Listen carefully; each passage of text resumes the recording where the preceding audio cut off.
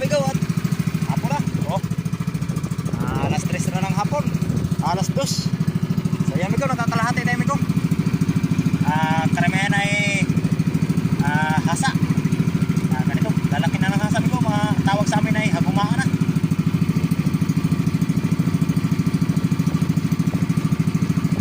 Saka mga galunggong amigo. Halo, babher. Tawagin. Mayroon din tayong tamban amigo. Yung tamban.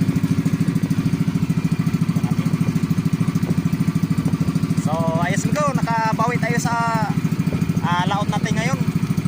Kahapon, pagtali yung huli natin kahapon, hindi tayo nakapag-video kahapon at walang huli.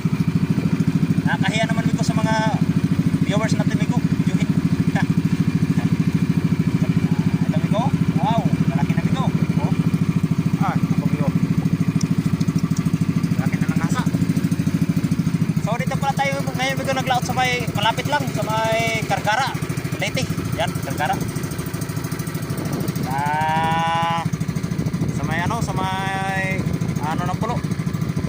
Ayan amigo, malapit na dito amigo sa lugar namin. Ayan, mga wala pang kalating oras takbuhin yan. So yun, sa sunod na mga laot natin, sa mga susunod na araw, bukas tatabay muna tayo bukas.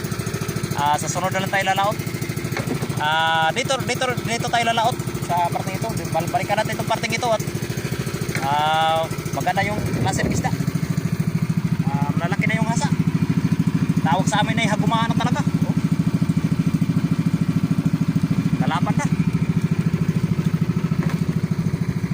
So ayos. Maganda yung panahon ngayon dito.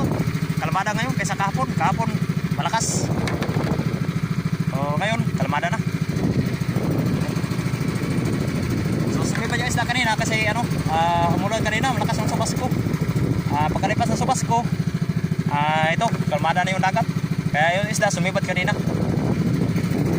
Yung buya na yun, oh. Dami na araw yung buya na yun. Yun lang yung pinakaskasan natin yung buya na yun.